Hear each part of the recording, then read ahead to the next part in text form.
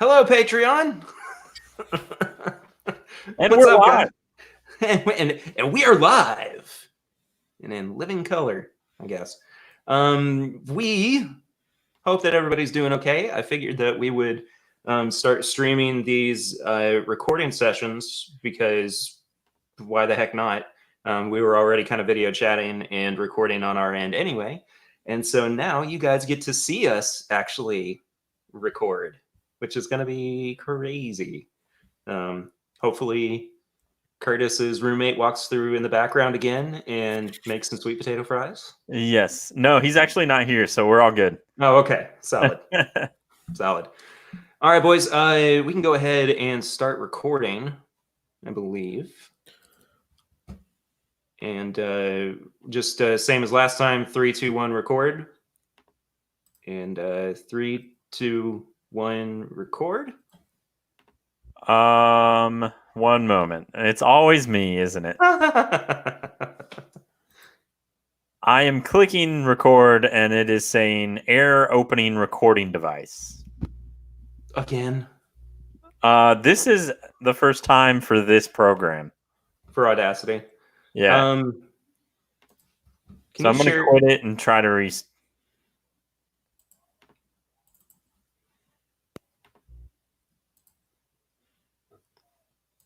Also, Patreon, this is what happens when we do stuff. It's always remotely. my it's either the internet, my software, my computer. It's all good. It happens, man. We're good. It's on. Oh, okay, cool. Yep. All right. One more time. 3, 2, 1, record. In Patreon, so lucky to get to see all the bumps and bruises of recording sessions. Exactly. Let's do the 3, 2, 1 record again. Because I had pressed record already. Oh, okay. Oh, man. All right, we're good. All right. 3. Hold on. No? Hold on. I pressed record as well. I'm just going through the motions here. You know. All right. All right. That should be good. All right. 3, 2, 1, record. And now we're good. Yeah, this is it. Everybody's getting the A-OK. Third time's the charm. Solid. All right, pregame chats and then main episode. Perfect. Hello, Patreon. Welcome to the episode 127 pregame chats. Curtis and Swan are back with me this week for them at a socially safe distance. Guys, I know I keep saying this, but freaking miss y'all. Yeah, miss you too. Miss you guys. How are you guys doing this week? Pretty good. Tired. Need some bourbon. At this point, I'm just considering a bourbon IV. You know. Yeah, that's how I've been too. Is just I'm tired too. Like my schedule has gotten all thrown off. I'm staying up till like 2 a.m, then waking up, have to go to work at 8, and it's just the whole thing of staying at home and working remotely. I'm just like, oh well. It's like you're basically back in college again. Precisely, yeah. Yeah. Like you're on the same sleep schedule of I'll do this whenever, and maybe I'll feel like it tomorrow. Who's to say? And I can just roll out of bed. We're fine. Is everyone else eating their 5 square meals a day? Because is that just me or? I am eating a lot. It's been a grazing of almost every hour. So we're also live streaming the pregame chats and the recording for Patreon subscribers. And Don said he wanted to see me play the intro song live. That's cool. I would like to see that. I got to make sure I remember it because I haven't really played it since I recorded it.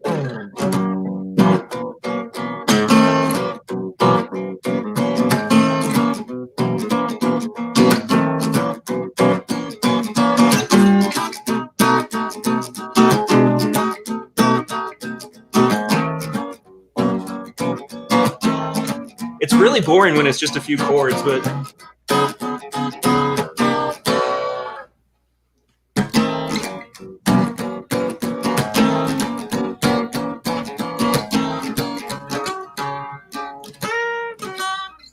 See, I can't do the lead part and the chords at the same time. That becomes the problem. But yeah, that's what I was thinking as well. yeah, I know that's what you were thinking, Curtis. Yeah.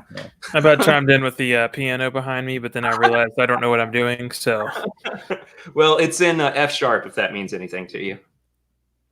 why'd you sharpen an F? Did you put it in the pencil sharpener, or? Well, I flattened a G.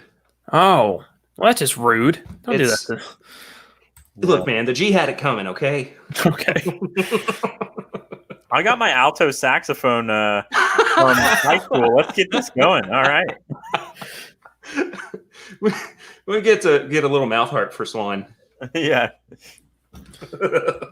Kurt, you also, I don't know if we've ever talked about this on the show before. You were also in show choir in high school. Oh, yes. I was in show choir and band. I did it all. It was fun. Show choir was like actually pretty intense. We practiced quite a bit. We had we're the only high school to have our solo show, like a solo high school show at the Jazz at Lincoln Center in New York. I think you told me that a long time ago, but that is so cool. It is, yeah. It's kind of funny because it's like, I mean, it's just a high school group. It's not like a giant big thing, but at the time, it's pretty cool. Yeah, no kidding. We all took a water break at the exact same time. Well, except for Curtis. Yeah. Eric said that I should have had Miss Swan accompany me. She's asleep. I want to talk about sleep schedules. But nice thought. I appreciate it. Dude, as far as like working from home goes, though, for me, like I am still having to get up before 8 a.m. because the call center's open 8 a.m. to 6 p.m. or whatever it is. So I've got to be on it. And last Monday was rough. Just the amount of people, or amount of people and angry people. Yeah. It was pretty bad. And it was like they all basically just had the weekend to kind of stew over how angry they were. Which means that I now know what I'm getting myself into tomorrow morning. And I'm not looking forward to it. That's fair.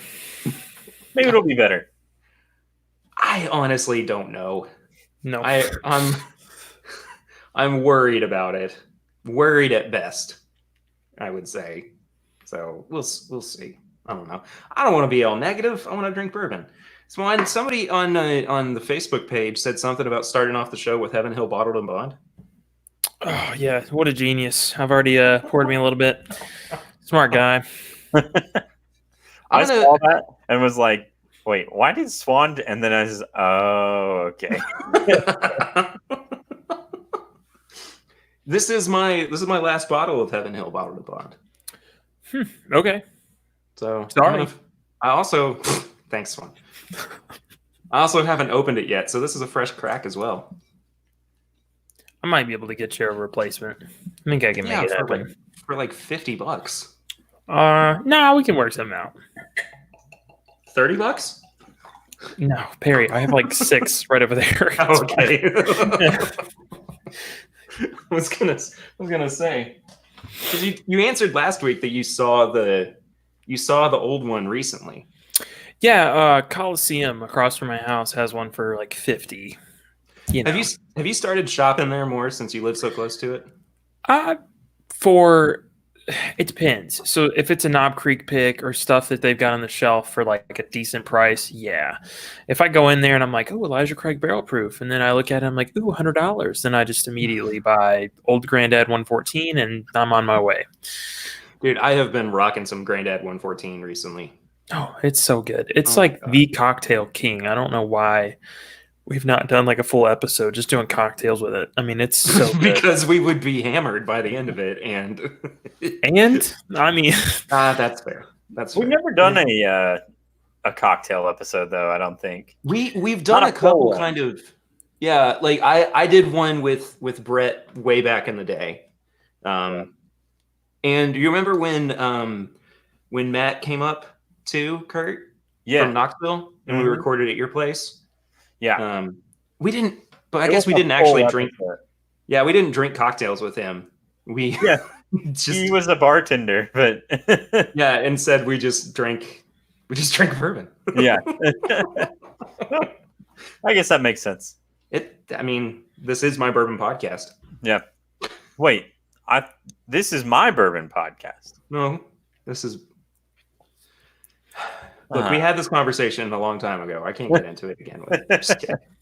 Just kidding. No, but I did pour some of this Evan Hill bottle in the bottom. So It's such a staple, man.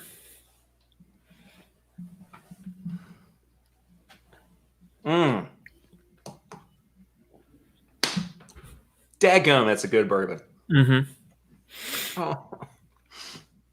Why did we have to lose you? True. Why did we have to lose you? Corporate greed, man. No, I'm just kidding. They have plans, I'm sure.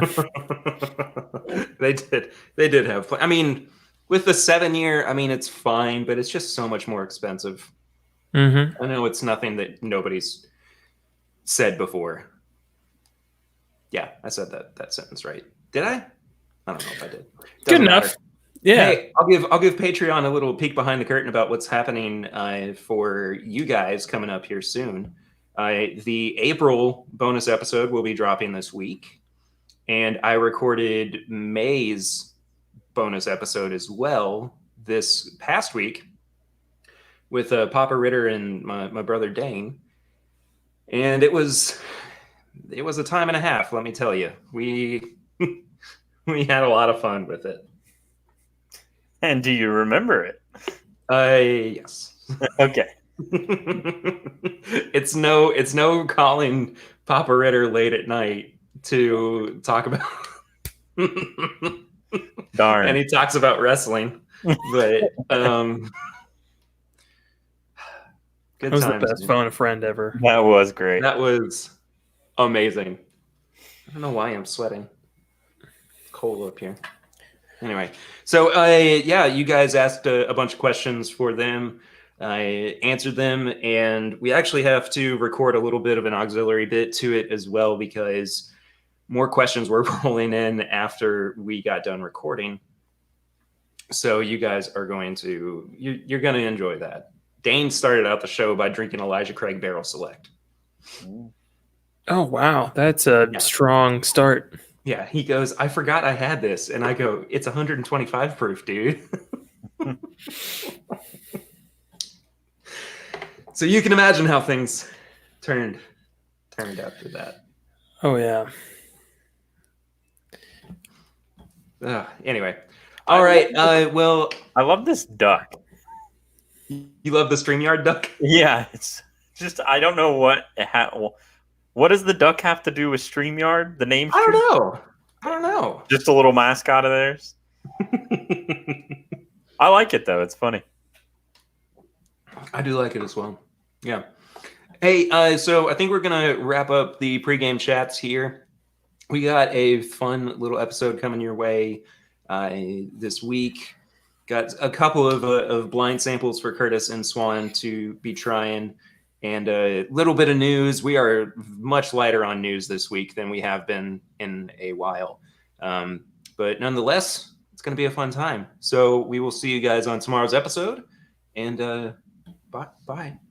Why do I never know how to end Patreon episodes? I don't know, but you always say that too. You're like, yeah, I know I do. And bye. No, I don't like that. I don't like that. Hey, before we record the main episode, Lucy just texted me and said she accidentally turned on the TV bedroom, so I'm gonna go turn it off. All right. Keep it live for everybody to watch. Oh shoot! Oh, Perry stood up. Everyone drink. Yeah. We should start a drinking game. They have one in the stream. Anytime he stands up or he touches his hair, they drink. Actually, Really? I think the standing up thing is when Chad does it in his stream. But yeah, it's. If we were going by him touching his hair, generally, like everyone's drunk 20 minutes in. And that was when he was growing it out too, so it was just like constantly. In his face. It was all the time. Yeah. That's Yeah. Or do they have one where he's like, Well, I guess they probably don't hear that enough, but where he does that. Oh, hey, Perry. Oh, hey. I know you guys were talking about me. I mean, we're gonna send you the recording, so you already. Yeah, I know, right? You're going to hear this. You've only done yourselves wrong by Shit. I don't know how to edit audio. I mean, I could just not send you the recording. That's all I got. Yeah, but I could still pull it from the StreamYard link on YouTube. Yeah. Oh shit! All right, full confession. We were talking shit. We were like, okay, let's start a drinking game. And then he said there is a drinking game. And then I said, do people drink when he does the? And then that's when you came in. Yeah. Yeah. When I have to. No, you're gonna hear all of that. That is. Oh, I know I am. Yeah. I'm very excited for it. That's all honesty right there, Perry. Patrick said all of life is a drinking game at this point. It is, man. Something about quarantine. It just made me look at my bourbon shelf and think, you know, I could just restart. Let me just finish it all and just start over. You know? Yeah. It's not even quarantine for me. It's just like status of the entire world. Yeah. Like, oh, global pandemic, 100 years hasn't ever happened since then. Oh, cool. That's depressing. Yeah. And quarantine. And quarantine. Yes. No, and quarantine. We're done. You know? Oh, Yeah. Oh, okay. Oh, that's all I got. Okay, we can. oh, good. Yeah, you save the material for the podcast. All right, let's get into this episode, I guess. Can you hear the excitement in my voice? Yeah, man. It's the customer service. It kills you slowly from the inside out. But the bourbon's been doing that for years, so you're good. Unemployment insurance hotline in Kentucky. How can I help you? Oh my god. I'm still. I've been waiting for you to give me a call back since. Listen, I just had a PTSD flashback when you said that, Curtis. I've not started filling out my application yet, but there's still not a check in my door. Can we talk about this? Again, there are real people out there who have called in saying, "Why haven't I received my check yet?" And I said, "When did you file?" And they said, "Oh, I haven't filed yet." Well, that's why. That's a real thing that I have had to answer during this stupid time. It's fine. I'm happy to have a job. And then they're like, then they go, and it's all your fault. What's your name again? Oh, no. They absolutely have done that. Yeah. And so I've started giving a fake name.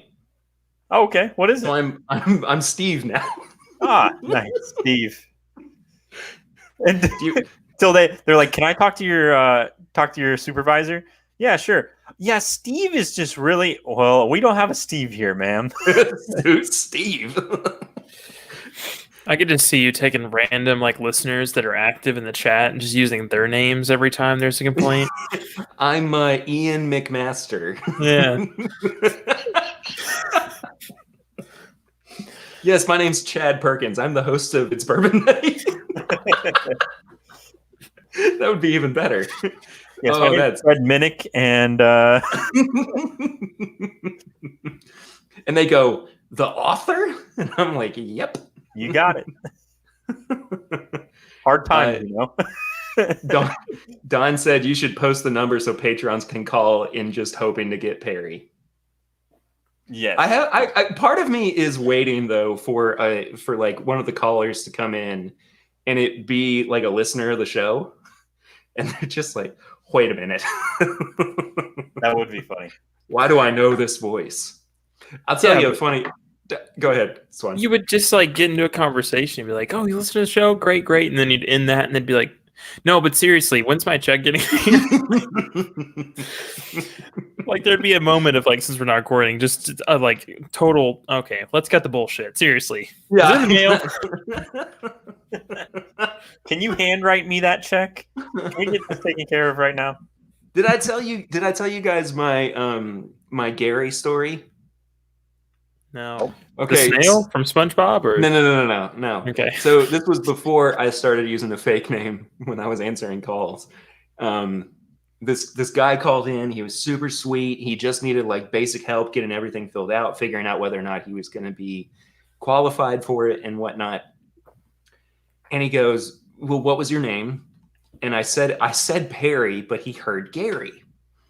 And he calls into the other room to his wife. And he goes, I've got Gary on the phone. He's doing a really great job helping me. Do you have any questions for him? And she was like, no, I don't have anything. And we get done. And he goes, well, I've got 3 dogs and I'm going to name them all Gary. And all my kids are going to be renamed Gary too. And I was like, this poor guy thinks that my name is actually Gary. And he's going to rename everyone. And just the thought of that happening. And like we meet in person. That would be funny. And he's like, are you Gary? Yes. Like, these are my kids, Gary, and Gary. I'm like, I hate to break this to you, man, but it's Perry, actually. Also, Yikes. you named your kids. He's got the helpline customer service rep. And he's also got like a massive back tattoo that says Gary. Yeah. Man. Don said end every call with tips and bits. That'd be a long call. All right, let's do this episode. I'm ready for it. All right. Taxes. Hello, everybody. Welcome to another episode of This Is My Bourbon Podcast. I am the host of the show, Perry, and I am so happy to be welcoming back the 2 main co-hosts of the show, Swan and Curtis. Guys, hello there. Hello. Hey, what's up? Howdy. Welcome back to the show. We are very excited to get into this week's news, but before we do that, I want to say a big thank you to everybody who has been still downloading and listening to the show despite the quarantines or the isolations, and especially everybody who has been listening to the brand new ISO Sessions series, which has been coming out every Friday. There's been 2 that have come out so far, one with ADHD Whiskey and the other with Peggy No Stevens herself. 2 really great conversations. And I'm really excited about the one that's coming out this Friday. I was very lucky to get this person on the show. And I think I'm more excited about it than anybody else will be. But I'm gonna leave it at that, and I hope that you guys listen to it. There's going to be a not safe for work tag at the beginning of it, though. Just a heads up. Okay. To let you all know what's going on. Anyway, yeah. Thanks for listening to all that. So we start every show out with Flying Blind. You guys you have been presented with 2 samples for this week's episode. One has question marks on it, and the other has exclamation points on it.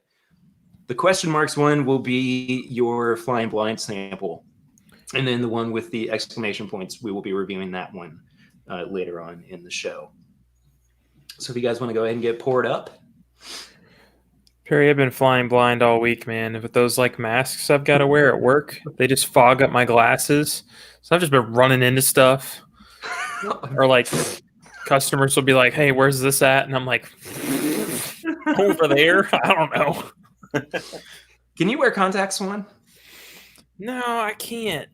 Mostly because I poke myself in the eye enough without using contacts that I just can't get myself to put them in correctly. I don't know. I don't need another excuse to poke my eyes out.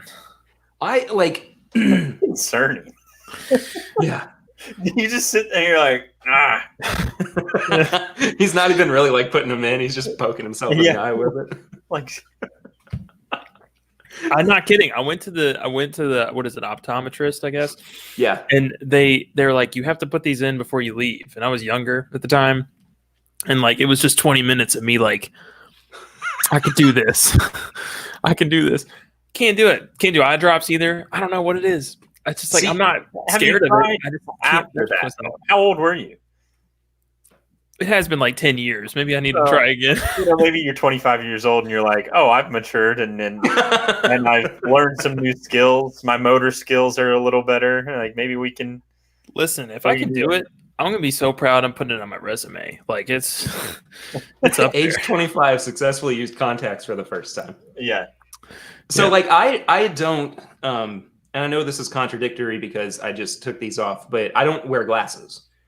These are just blue light glasses that I use when I'm on my computer a lot, which has been very frequent now that I'm constantly looking at my computer screen, waiting for people to call in, wondering about why they haven't gotten their unemployment check yet. Mm-hmm. But I'm in the same boat as you are, Swan. If I had to wear glasses, I would only wear glasses. I wouldn't use contacts. See, and I prefer my glasses because I also have the blue light filter. And if you work in retail, the lights up above are like blinding. So you have to use those to kind of cut out some of that blue light, or it will give you a headache and mess with your eyes a little bit. Anyways, question mark. Yeah, I got that board. Question marks. Yes. What do you guys think about the nose on this one? This is dense. I don't know if that's a great descriptor, but like it is very like full. It hits you all at once. Rich. Yeah, there you go. That one. I like dense though. I think dense is highly appropriate, especially when you're talking about like complexity. Yeah, I mean, do you ever like struggle to kind of figure out what's going on, and then you get something like this, and it just fills every bit of like your sensory stuff? I guess I don't know what to call it. I don't know what I'm talking about here. It's good, maybe. There you go. Those. The palette does it too. It's dense all around, I think. I'm glad we have an audio medium for me to not know how to use words. It's Oh, also, I didn't mention this as we were starting. Well, we are now live streaming these recording sessions for Patreon as well. So if you are not a patron of the show, you want to join, you can head to patreon.com/mybourbonpodcast and become a patron. And you get to see our smiling faces in different rooms in different houses as we record. Swan, you made quite the face as you were. This reminds me of a Texas whiskey. This is the second time that you've said that about a fine blind recently. Yeah, I don't know. I'm getting a barbecue sauce a little bit, like charcoal brisket. Yeah, like a smoked meat barbecue. That's where I'm leaning too. Only reason I say is it's weird. It tastes young, but it's got like an extra char to it, like almost like it's got a really heavy char. And I don't know why. I always associate that with like something that's gone through one of those like ultra aging processes, or is just really in like a hot environment, or maybe like a heat cycled warehouse, like the what was that Brown-Forman product? The King of Kentucky kind of had that going on with it a little. Swan, you need to try the Garrison Brothers Balmorhea because it's double oaked Texas whiskey. It's very good. Of the ones that I had on my stream last week, with all the bottles and samples that Clint Mann sent, I think this one was my favorite. That's fair. I'd love to try some of it. Yeah. I mean, there's plenty of it that he sent me, so you're going to have quite a few opportunities to try these products. We going to edumacate you, Swan. Edumacate. Then maybe I'll stop calling every flying blind a Texas bourbon. This is Texas. All right, so you guys like this? It sounds like. Yeah, I'm on the fence with it, to be honest. Leaning towards good though. Yeah. So when I was getting this next round of samples together for you guys for recording, I was freaking out, and I was like, I can't just give these guys 3 samples. I've got to give them a 4th one. And so I was like scrambling around and thinking. I was like, what do I have? What do I have? What do I have? And I went, oh, I'll do another blend. Okay. There you go. So this is a blend of it's 3 Jim Beam products. Okay. Okay. The first is not that one. It's heavy. Swan and I were. But I mean, I think what we've described as it being like a dense, heavy kind of feel. Yeah. That's where I'm part of me is like, I really like it, but if it's too much of it, like I can't have a lot, I don't think. Yeah, I mean, I could see it benefiting from being cut with a little bit of water. Okay. Maybe. Yeah, it might open up some of those flavors. So it's a blend of a 1970 Jim Beam 100-month-old decanter. The last of my Bourbon Karma pick. I love that stuff. I love that bottle so much. It's one of my favorite bottles of Knob Creek picks I've ever had. And a little bit of Jim Beam Repeal Batch. So you're going old, you're going modern, non-chill filtered, low proof, and then you're going the high proof, older whiskey, right? I think this might have been the one that kind of turned it a little bit, the Repeal Batch. Yeah, I don't know. I mean, I think that 101 month older bottle is what I got the most of, to be honest with you. Like the most influence off of. Sure. I mean, it is evident that there is a dusty note to it. For sure. Yeah. But I think that it's got a pretty good little mingle of all three of those. And to be fair, I just threw this blend together. I wasn't like taking my time and thinking about it. I was like, something. I have a lot of Jim Beam products and just threw them all together. You weren't like having like beakers and like. Yeah, exactly. You know, I have graduated cylinders though, right? Joseph Brazo sent them to me. No, they graduate from. I'm just move on. We're getting past that one. Okay. All right. I want to address it. I want to keep referencing it throughout the show so that I have to leave it in the edit. No. Actually, it would be kind of cute with a giant like cylinder, but the little hat and the tassel. Nice little robe. Anyway, dumb science jokes. Yeah, for real. What do you think you said maybe it's the Repeal Batch that turned it a little bit. How did you mean on that? I just mean like I think that was kind of the one factor that provided that note that wasn't as pleasant. Okay. You know? And I'm not married to this blend by any means. Yeah. I mean, like I said, I just threw it together. I don't have, strong feelings about it one way or another. But I know that it's not 100% what it could be. Yeah, I get that. Anyway. Yeah, so that was Flying Blind. I've now got to figure out what to do for you guys for next week's episode as well. I don't know. I'm running out of options, I feel like. You're going to start getting benchmark. Let's go for it. Why not? Ugh. What if I did a blend of the worst whiskeys that I have? I've got one of those in my freezer. You want to compare worst whiskeys blended together? Sure, why not? Why not? Yeah. I mean, it's so bad. This is going to sound awful. The other day, I had a bunch of like legal paper and stuff that I needed to shred, but I don't have one. So I was like, well, I'll just toss it in we've got an old charcoal grill, and I put it in there.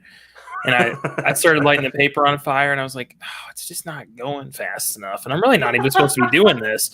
So I went inside and grabbed that that handle of Wild Turkey 101 that's just mixed with a bunch of crap bourbon and just poured it all over. Yeah, I was going to say, he lost his eyebrows that day. Yeah. No, they're very much still here. Yeah. It's they get any bushier, I'm taking flight. Like it's I don't think I ever realized that. Them things are thick, dude. Yeah. With 2 C's. That's why I wear glasses. It gets rid of them, and it's gone. I like the notion of a bad infinity bottle. I think that's really funny. That's what I have. It's basically like half a handle of Wild Turkey 101. So I was like, if I'm going to give these bottles any semblance of like hope, it's going to be mixing it with something like a good base. Sure. Kurt's like turning over right now. He's like, oh, it started off bad. But and then I just mixed a bunch of crap whiskeys, and then I'll take either shots or like mix it with stuff or just use it like that. And it is just awful. Like some of the stuff I've put in there has absolutely ruined all of it. I mean, the whole thing's bad. Please tell me you put a little bit of the cherry wood smoked barley in there. No, Perry, that's all at your place for further torture. I can't do it. So I did have a moment recently where I was looking at my cabinet and I just straight on went, "Oh, what's this?" And I went, "Oh," because I forgot that I had that monstrosity in my possession, and it's like it's like a bad recurring dream. Like you forget about it, you've kind of you're at peace with it after a while. And then every once in a while, maybe like 2 or 3 years down the road, you have the same dream again, and you're like, Yeah. I thought I was over this. We should hide it under Perry's bed, and like one night he looks under and he's like, "Whoa, monsters are real." They do exist. Oh, Yeah. Name that reference. Oh man. You're gonna have to tell me. Actually, I don't know. Oh, have you never seen that M&M's commercial where it's at Christmas time and they're going into the living room and they see Santa and he's like, he does exist, and Santa also passes out because he sees them and goes, they do exist. Yeah. Okay, I remember that. Yeah. Yeah. Anyway, weird tangent. We haven't even gotten to what we've been drinking recently. Oh yeah. Sure. What have you guys been drinking recently? For me, to be honest, I took a little hiatus this week. I had over the quarantine had my fill of bourbon because there was nothing else to do. So, so this week I said, okay, I should probably detox my body a little bit and just give it a rest. So I hadn't had anything. This is like the first one. Well, that makes one of us. Swan? All right. I've been having I have 2 or 3 Knob Creek picks open. I've just been trying those and figuring out what I like about each one and kind of like taking the time to deep dive into it. Admittedly, most of the time when I drink at the house, like I don't use a Glencairn or a Norland. It's just like a rocks glass, dump it in.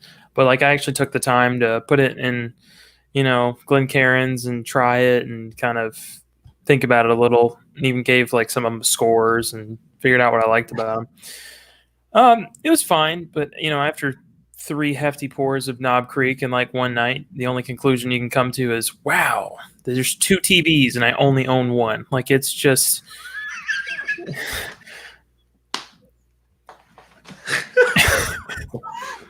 what kind of a realization is that? I mean, it's so strong, Perry. Like it got to me. Well, what were you watching? Because it was playing the same thing. Why is Aliens playing on 2 TVs? Yeah. Wait a second. Why are there 2 programs on? No, I watched a documentary. I'll get to it later, but it's giving me my tips and bits. But I was watching that, and that is a roller coaster. So it's definitely, in my opinion, if you were riding the high from Tiger King, this is a good next thing to get to. Okay. Okay. I don't know what that means exactly, but we'll find out, I'm sure. It's just in the same vein, Oh, okay. I gotcha. It sounds bad, but I feel like I've gotten a little bored with having the same bourbons all the time. So you have been having beer. Yes. Nailed it. And I had a couple margaritas this week. Because we ordered takeout from a Mexican restaurant. And I was like, so you guys are doing you're doing drink takeout too, right? And she was like, yeah, absolutely. And I go, you're gonna need to throw 2 margaritas on that order as well. Margaritas are awesome. They are dangerous. Yes. And I love them. I do, but I can only have one every now and then because they actually, like, the citrus of it gives me such bad acid reflux. I could see that. That like after one good one, I'm like, I'll have something else. All right. Me, I just go, yeah, we'll take a whole pitcher. I probably should have gotten a pitcher just so I could have it, for longer. But I did. I had one of the Boone County stouts yesterday as well, the 2018 Goose Island stout. So good. You know what? I keep calling it Boone County. It's Bourbon County, isn't it? Yeah. Yeah. I don't know why I keep doing that. I apologize. I don't know. I still know where one of those like 17, 18, 19 sampler packs are too. I saw one of those out in the wild too. Yeah, there's a couple of little stores that have them, and like the nice thing is there's going to be a lot of stores. The second liquor stores are officially like open again. I'm going hunting because a lot of the ones with drive-throughs have just been drive-through only, and there's not many people that are like, "Hey, here's a list of every rare bourbon I'm looking for. Can you just go down this list and see if you've got any of them?" No, like they're going to be like, "Let me get a fifth of Wild Turkey 101." So there have been a couple of local stores that are still posting on Instagram when they get something special in. That's fair. Like Jackson's, the place that you have that that barrel pick from, Kurt. Mm-hmm. They're still posting daily about new stuff that they're getting in, and it's not always like limited releases or anything, but it's stuff to consider going and getting. And they do drive through as well, so safe practices, I guess. Anyway, yeah, that's kind of what I've been drinking. Otherwise, it's been kind of standard filler, I would say, aside from doing my live stream last week with all the Texas whiskeys. Thank you again, Clint Mann, for sending me all of those Texas whiskeys. It was a wild ride, let me tell you. Whatever I thought I was getting into, I was not ready for it. Anyway, guys, we got significantly less news this week than we have. There is not much. There is very little going on in the world of bourbon this week, but there's some big stuff that happened, though. There's some big stuff. We're going to talk about positives first, I feel like. Or I would like to talk about positives first. Yeah. If that's okay with you guys. And Swan, you might not feel like this could be a positive, but I am at least a little bit excited for it.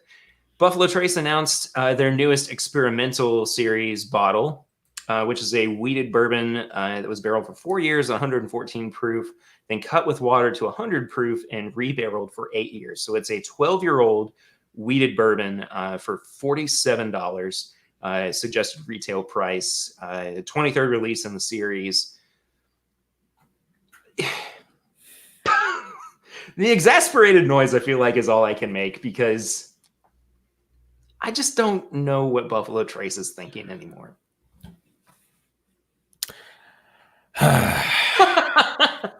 Swan concurs.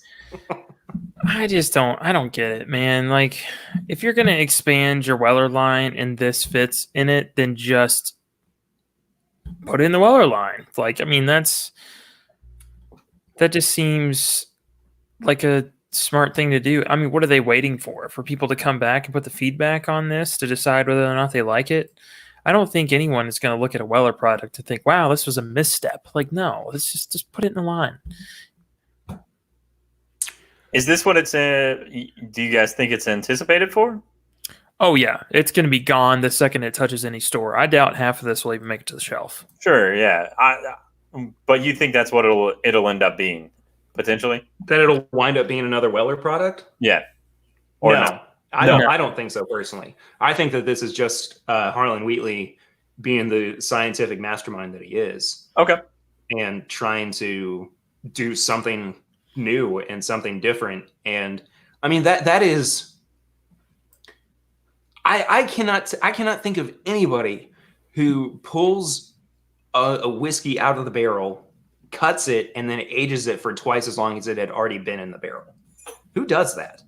And it feels like even with a wheated bourbon, that would be more detrimental to the flavor, the overall experience, as it would be with a rye bourbon, right? I think so. I mean, it just doesn't get as much of the barrel influence, so it seems like cutting it would just make less interaction with the barrel itself, which is odd. But I mean, to Harlan's credit, he's put out a lot of good experimental releases, and in the past couple of years, he's actually put out some releases that I would have thought would have fit in the experimental range a little better than they would have fit in like a typical release range. And he's made them full releases, like the whole Old Charter line that he's put out. Those are experimental releases that he's put in a fancy bottle that he thought were, good enough to skip the entire experimental collection and just go straight to a bottling line.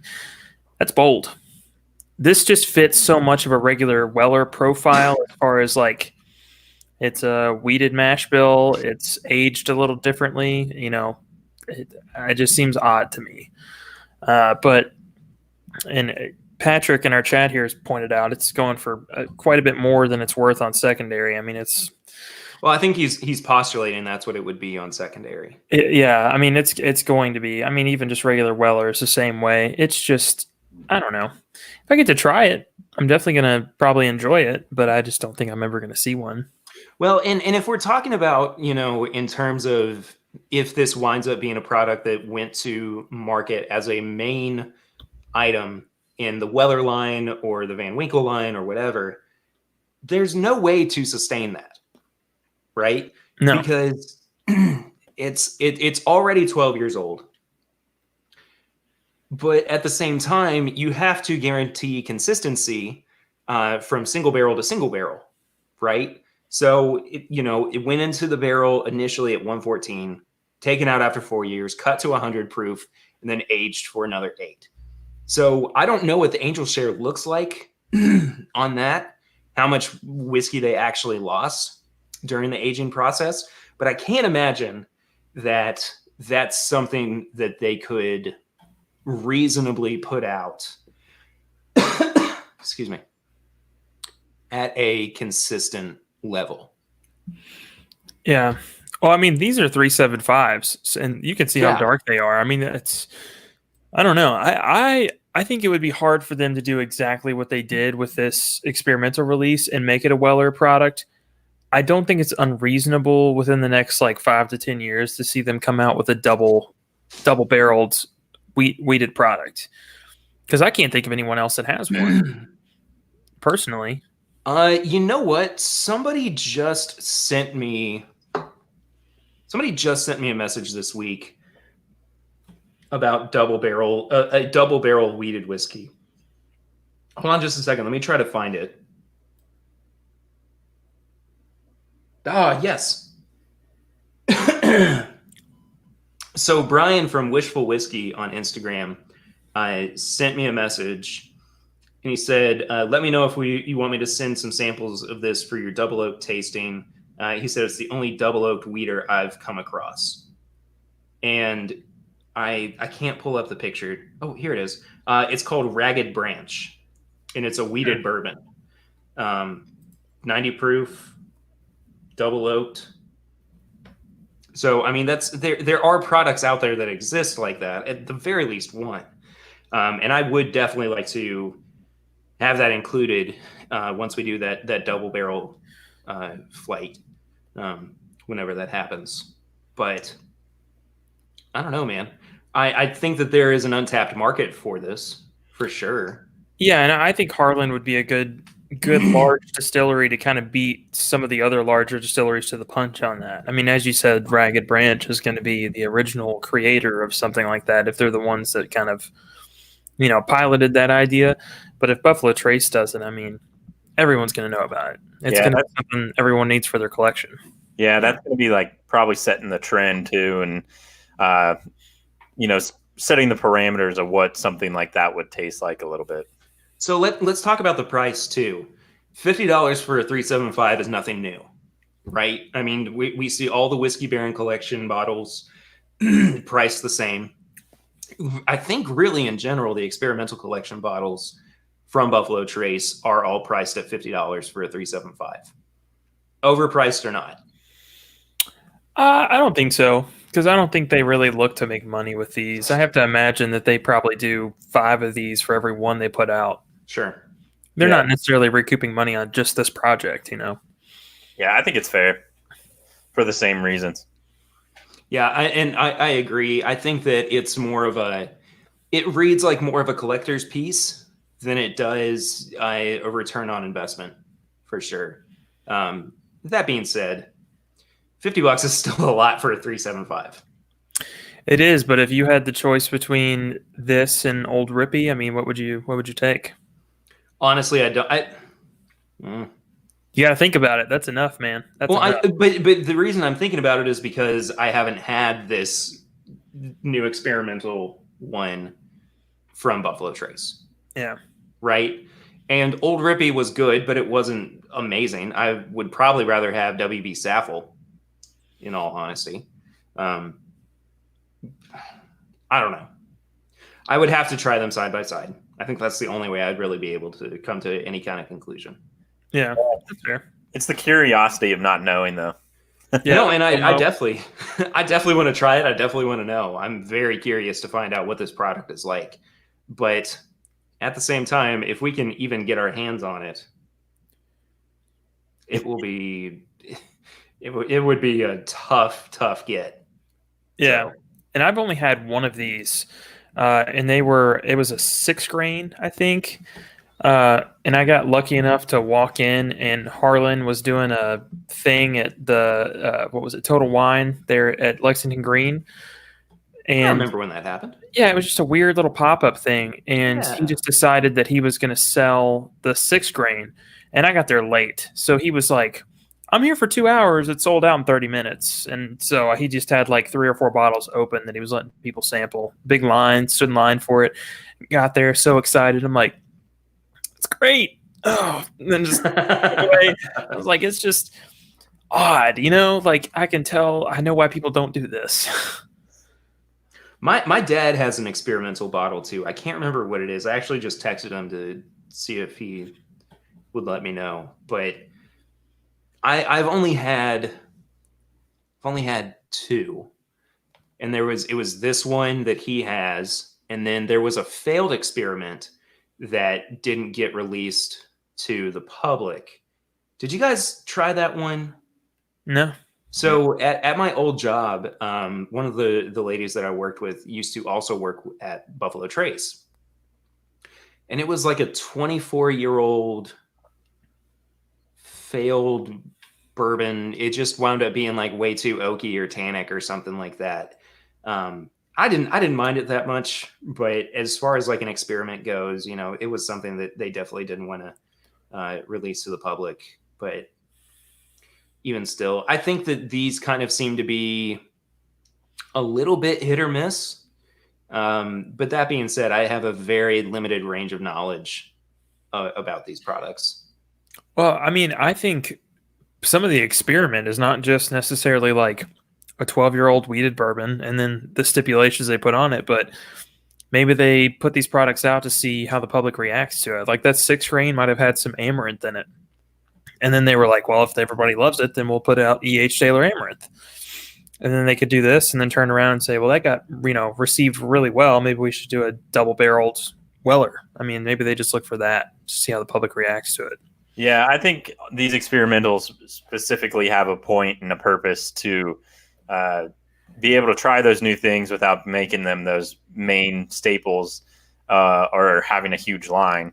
And then if they say, okay, well, if they didn't like this, maybe we can pare something back a little bit and say, let's take this out. Let's try doing this instead. And then it might make it 100 times better or something. That is true. So I think it's literally what they're called. They're experimental for purposes of hoping to try something new in the future. Fair enough. All right. I think we've beaten that dead horse. Yep. On to some unfortunately sad news from the Kentucky Bourbon Affair. Their fantasy camp for 2020 was canceled, of course, due to the COVID-19 pandemic. But it does sound like they are going to be resuming that in 2021.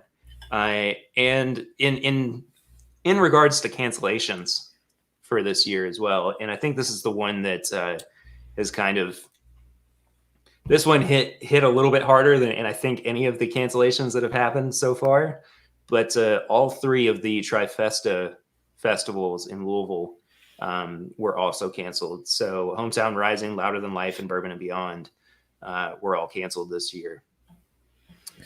That's wild, man. I am really, really disappointed about it. I know that it's easy to go, yeah, well, it's unprecedented and everything, and things happen and we couldn't have predicted it and whatnot. But I was really excited about it. And I feel like, somebody, I heard somebody say it's okay to be disappointed during this because nobody's ever experienced it before. Right. Yeah. And so like I kind of allow myself a little bit of disappointment in that regard, but it's a letdown. It is for sure. And I how I would describe it, at least how I would feel and how I'm feeling about it, is that it is more of a letdown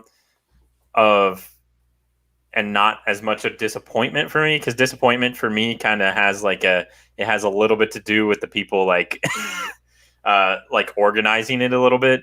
And so I feel like it's just like, man, like it's such a letdown and so sad. And it's a good move because you can't have, that many people around, especially during these times. But yeah it's me.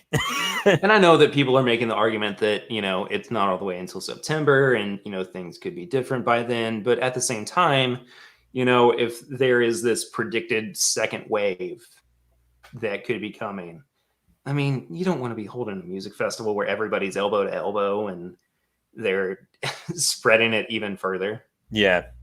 I mean, you just can't, you can't have that. Nah. And we're not even having, sports with actual fans. I don't even know when that'll be happening again. So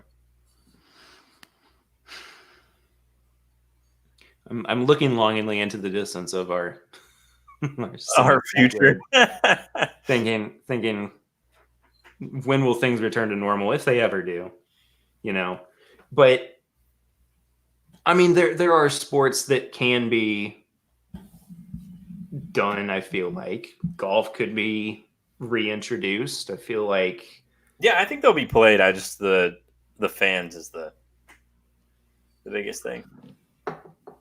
So it becomes that same thought of like, would you rather there be something for you to watch or nothing at all because you can't actually go and enjoy it? Yeah, that's a good question. I think that's a good topic to bring up, like a virtual thing, or is it better to just not have it? Because like I have enjoyed virtual concerts. Yeah, and I might be an outlier in that regard, but I've still gotten to enjoy watching a unique performance from musical artists that I love. And, it's not in my ideal setting, but it's in a setting that is still unique nonetheless. With the circumstances. Sure. And I try my best to be optimistic in life, but there is that just kind of pessimistic side to it as well. Like, this sucks. Yeah. Like things just suck right now. And I think it's fair to say they do. Yeah. I don't think they feel any different. I'm sure they probably think this sucks as well. Of course. So, coming from like the creative side of it, and to be fair, I haven't played a gig in a long time. But that, I was missing it before all of this happened. And like, I did have a gig scheduled this month. It was my first gig in probably like a year and a half, 2 years. And I was really excited for it. It was the first time I was going to be able to get back on stage and play my music and play new music as well. And I know it's on a very micro scale as far as what other people are experiencing, but I still desperately miss that intimacy of live shows. And even so far as like that we had to kind of cancel / postpone the live show of the podcast too. Bringing it back to sort of the Kentucky Bourbon Affair event, the fantasy camp. I was reading and said that this is very much like an intimate kind of well-crafted, elegant kind of event.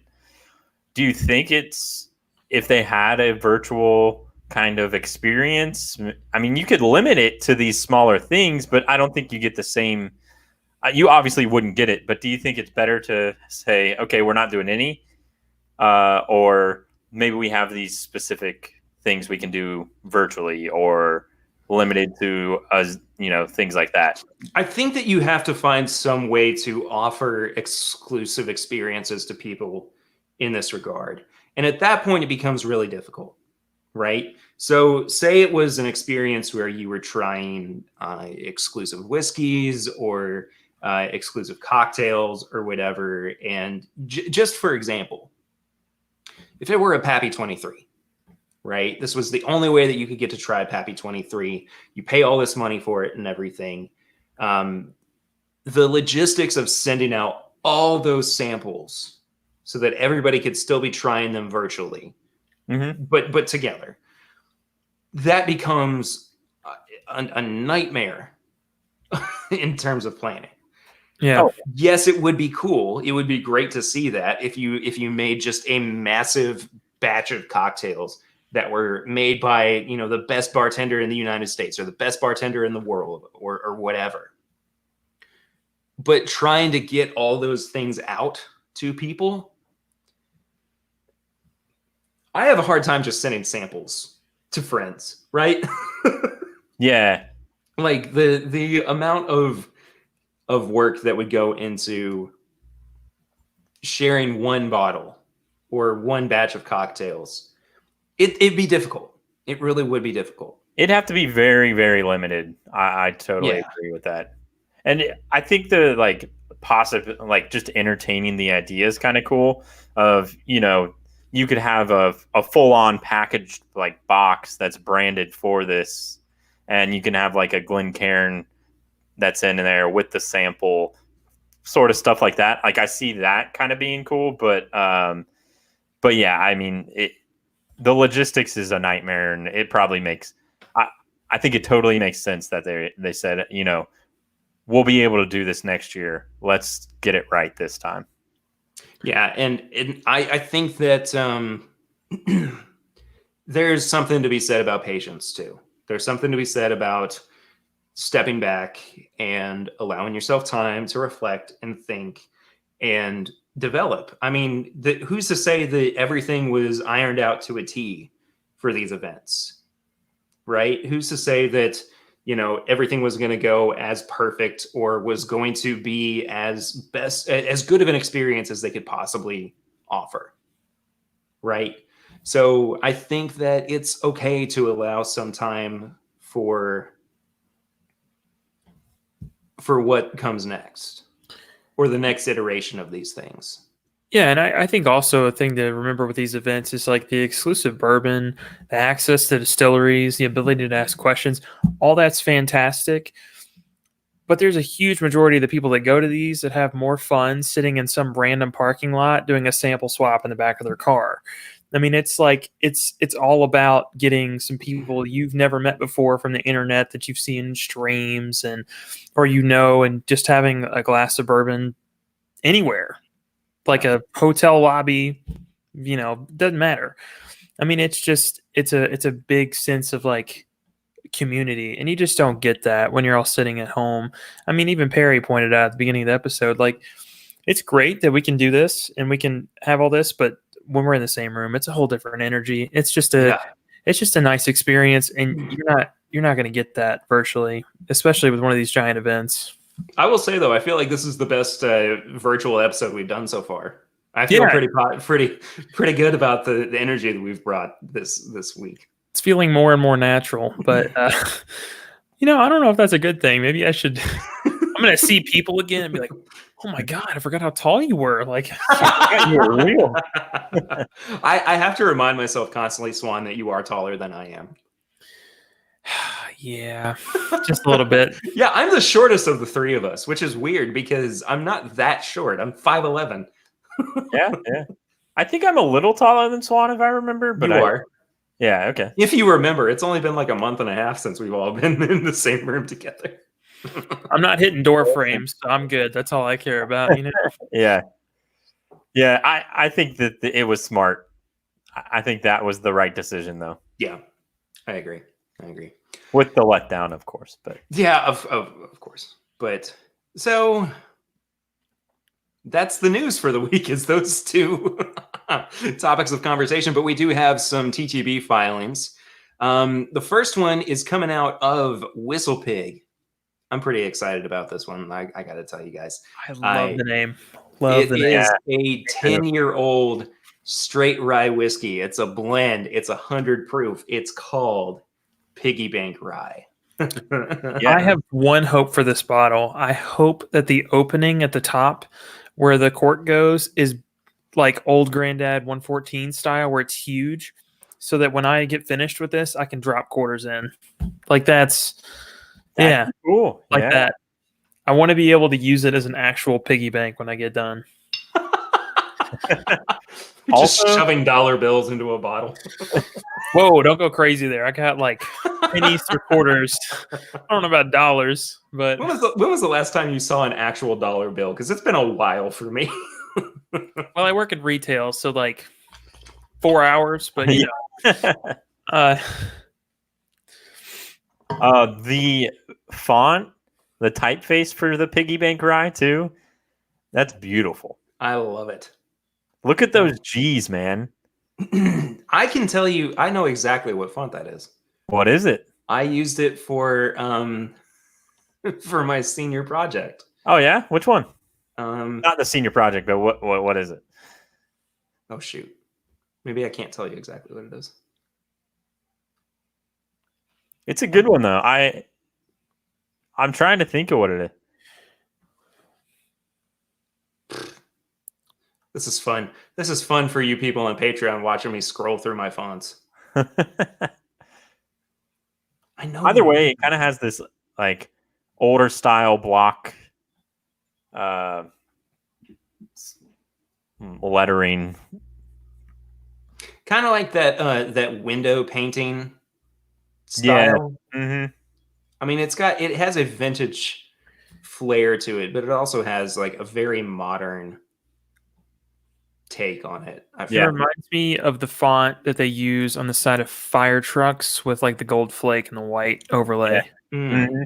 Yeah. It's a good one. All of my fonts out of order? All I've got to say about it. So I do have one thing to point out about this. If you look at the Piggy Bank Rye just to the left of where it says 100 proof, it was 1 liter. So this is a bigger bottle. Oh, interesting. It's not a 750.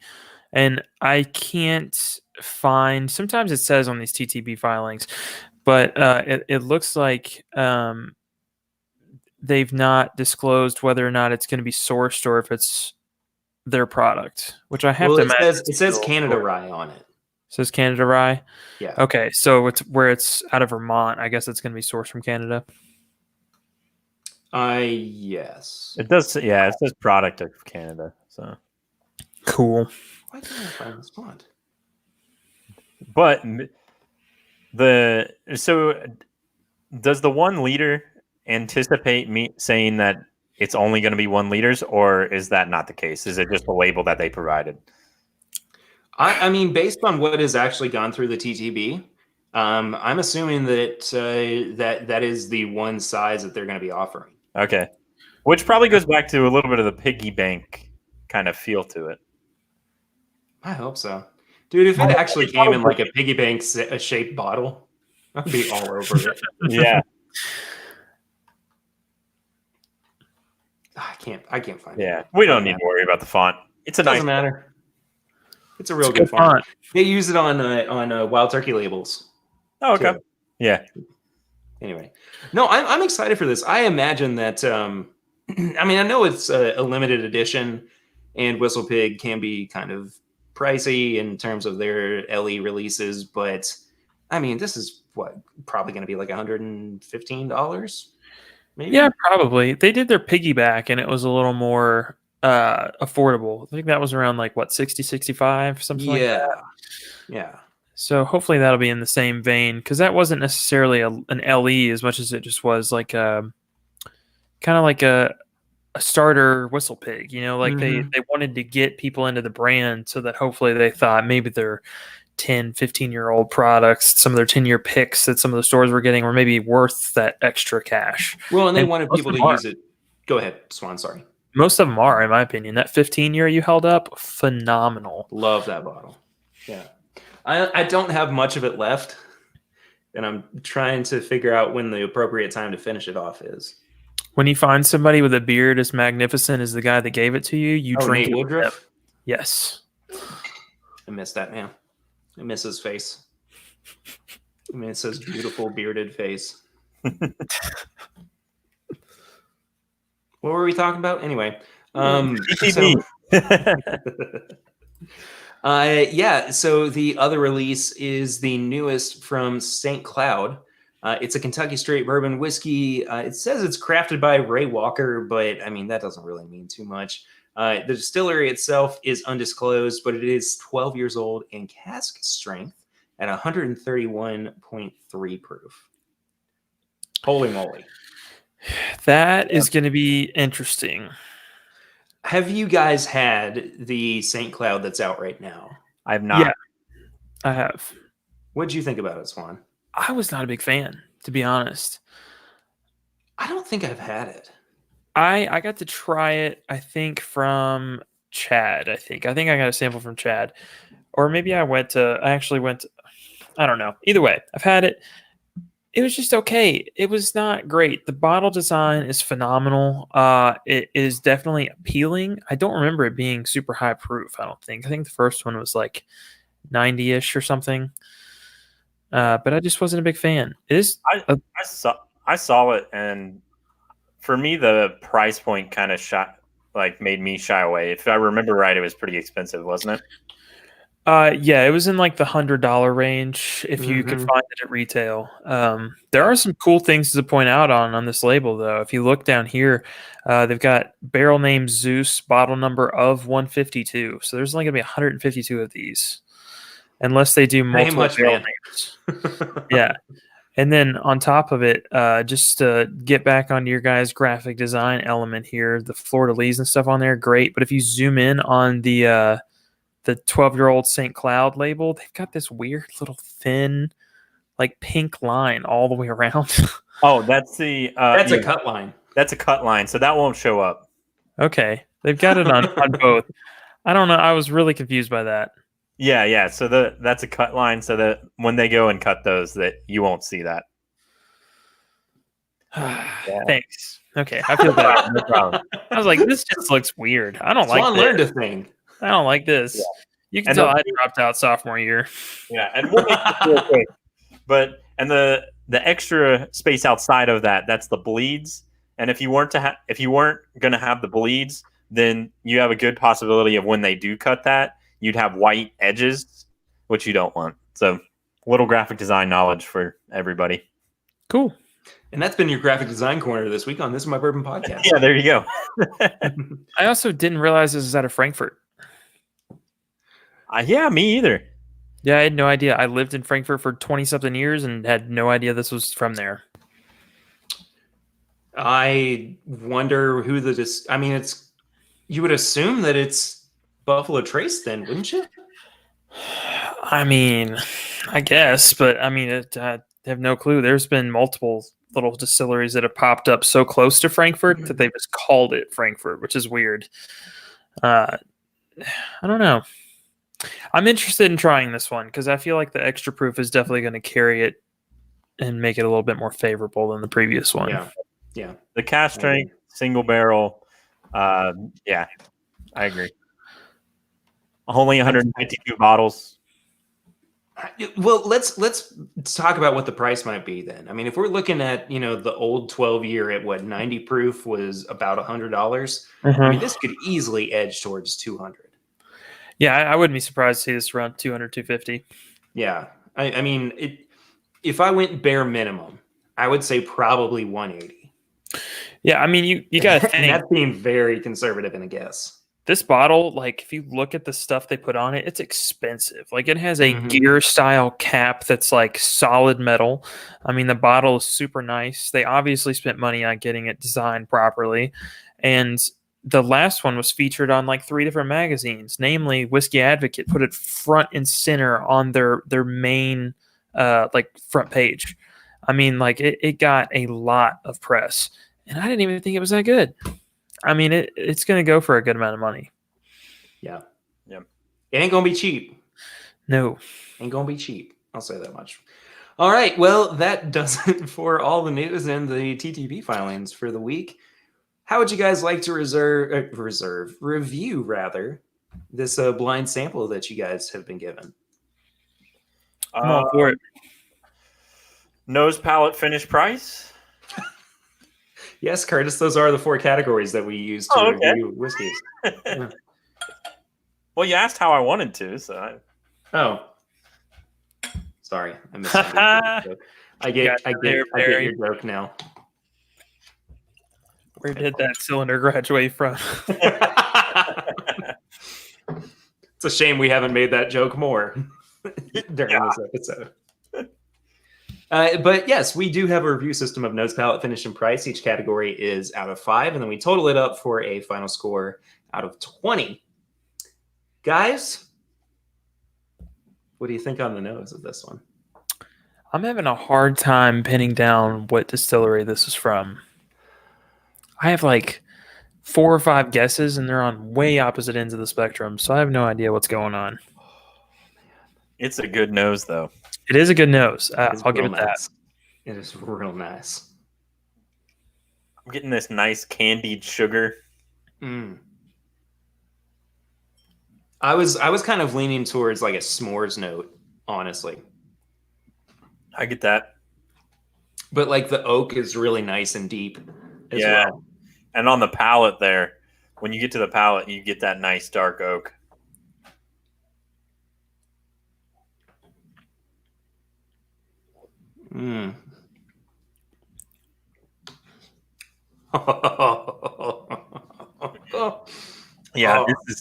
I really like this.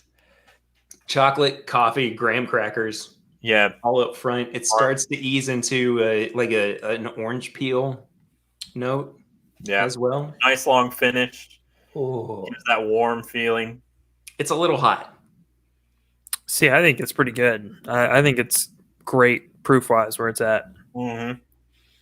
Any guesses on proof? I'm gonna go around. This is reminding me of like a 108-ish, 108, 110. I was gonna say 108. Yeah, I just had some of the Keeneland pick yesterday. Yeah, we got it. We're connected there. The dad jokes and the proof point. Yeah, we only need one of us on this podcast, but there's 2. Sorry, Terry. Wow, great. Glad to know that I am the only one that's going to be a dad. And we're the ones giving the dad jokes. I'm also apparently the expendable one, so that's fun. Oh, that's not true at all. This podcast does not happen without you. There's a reason there's never been a podcast with Swan and Kurt. It's just us 2. Yeah. Okay, what would the podcast be named if it was just the 2 of you? This is Perry's podcast, but we're doing it. See, we couldn't even come up with a name. Good. That's good. All right, cool. This is really a fine whiskey, though. It is.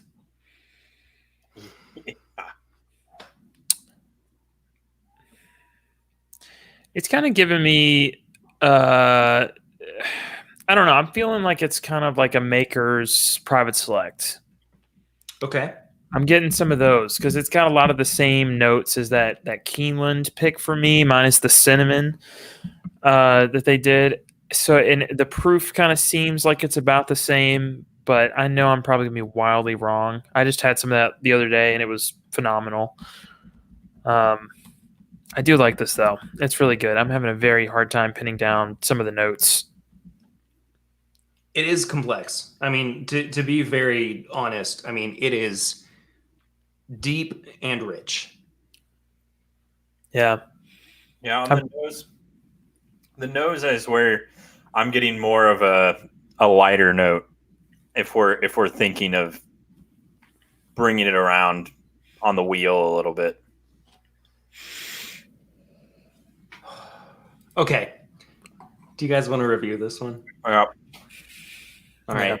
Is everybody okay to take their own notes? Yeah. Yeah. Okay. Cool.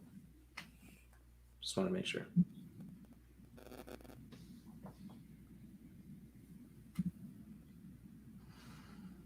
All right. Who wants to go first on this one? I'll go. You want me to run down the whole thing? You can. I mean, you don't know the. Actually, no. We'll go step by step because you guys don't even know the price yet. Yeah. Okay. So the nose, I'm going to give it a 3.5. I think it's really strong. I do have problems picking out some of the notes. Like, it's definitely got a lot of good stuff going on. I just wish I had more to say about it than that. Like, it is so complex. I think I could sit down with this bottle and just every single time get something a little different. You know what? I'm going to move it up to a 4. It's good. It deserves it. Yeah, I mean, I think that's a fair assessment too. I'm giving it a 3.5 though. It's in the same vein of that 4 that you were talking about, but for me, it's 3.5. It is a little bit just complex in that it is hard to pick out some of those notes. And there's nothing that's really just making me go, that's it. That's what I'm hoping is on the palate or kind of indicates of what's going to be on the palate. So I think the nose is a 3.5. It's really good though. You know, in terms of like a nose, I just had a very visceral moment with this that reminded me of a bourbon that was the reason that I got excited for bourbon. Right? There was a note in there and it's that campfire smell. Right? Like there is almost like a heritage smell to it that I think is part of the reason why I got so into and excited for bourbon. And aside from like the kind of nostalgia, I guess, that I feel for it, I also think that it is just overall very pleasing. I think it is well-rounded. I think it's got an incredible amount of depth to it. I gave it a 4, same as Swan. I don't quite know what it's missing. Maybe it's kind of a floral essence too. But it is legitimately one of the best bourbons I've ever smelled. I want more citrus out of it. I feel like could see that. Yeah. It's like this is a bourbon I want to use in the Keeneland Breeze. This is a bourbon I want all the time. That is true. Yeah. Yeah. I liked the citrus notes that came through on the palate though. It's not too much further up, but I gave it a 4.25. Okay. I gave mine a 4. I think it's definitely strong. The citrus note is what I'm missing. I'm a sucker for a really strong citrus note on a bourbon. And I feel like that's what it's missing. Again, same thing as the nose. Like you could honestly sit down with this 10, 15 times and get something different every time. Yeah. For me, I gave it a 4. It has that campfire feel, and it kind of all those elements. We were talking about like a s'more, like a chocolate. You know, you get that nice graham cracker, like a crumble a little bit. I think it has just this inviting and kind of welcoming palate. I would say I do miss a little bit of a floral kind of nature note. Like maybe if I could get some citrus or some earth. Sure. I know, you know, some like rooted in the ground kind of note to it, but it's really good. What do you guys think about the finish, though? I think this is the weakest point of this bourbon, to be honest with you. It doesn't last too long for me. Like I have the aftertaste that just sits with me for a while, but that like lingering burn you kind of get a little bit, and like the kind of turn or like shift at the end of a bourbon, like when you have a really nice Booker's or something like that. It's just not there. You know, the burn does not last. And I've been drinking some lower proof stuff all night. I haven't had anything super high. So even if this is, you know, a higher proof bourbon, it's not sticking around. I give it a 2.5. Wow. Yeah. I'm gonna have to actually disagree with you, Swan. I am still sitting with most of the flavors that I was getting from the palate into the finish. I will say there's no hug, or if there is, it's a little bit light. But at the same time, I'm starting to experience different flavors going into the finish that are more herbal in nature. There's like a much more pronounced orange note in there too, and like I'm still having a good time enjoying the flavors that I was picking up at the forefront of the palette with the that s'mores note that I was talking about, the campfire and oak and everything. So you look like you have to say something, Swan. I'm sorry. Go ahead. Yeah, no, I you just pointed it out. The herbal note, it reminds me, have you ever had a London Fog? It's like black tea mixed with like, yeah, it's, I don't know. I'm not a tea fan. I can't do it. I've tried it multiple times. It's got black tea in it. It's the finish. It's getting into that. And I that's why I'm probably going to rank this lower than you guys, because I don't like it. Oh, okay. And like, that's totally fair. I mean, if you don't like it, that's fine. Yeah, I just don't like tea. It is very reminiscent of it. That herbal note you pointed out, it's there. Yeah, well, I give it a 4.5. Oh, okay. I love this finish. It's not the most amazing finish I've ever had, of course, but I think that it makes me want to keep drinking this whiskey. It really does. For me, yeah, I gave it a 4. It has a soothing quality, like kind of like how you have a honey and tea, to soothe your throat, or if you have a sore throat, right, or something like that. It coats it. It has this nice soothing quality to it with the herbal note that you're talking about.